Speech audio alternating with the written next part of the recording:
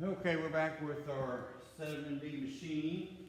We just got done cutting around all our floor pan, cut out the center section. I cut around the edges right there, so I'm ready to drop that all out in one piece. And so we'll go ahead and take care of that now, and then once we get that out, then we can go in and start cleaning up our edges right there and get ready to reinstall our new one. Or not new, but our used one is gonna be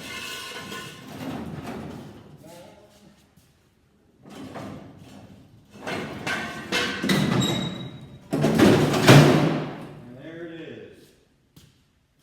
One piece.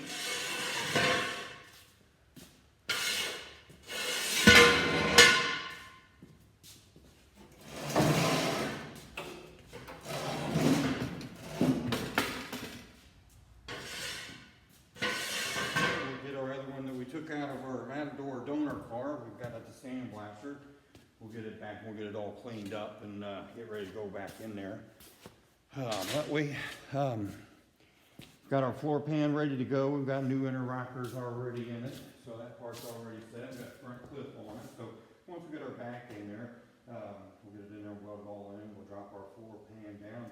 We'll have our foundation for the car, and then we can come back and put our skins on, new quarters, new roof, back tail panel there, and it's a project, and we'll put our tailpiece on, which we have all the parts up there from various donor cars. So this is our 70 Rebel project. This is a true numbers matching machine.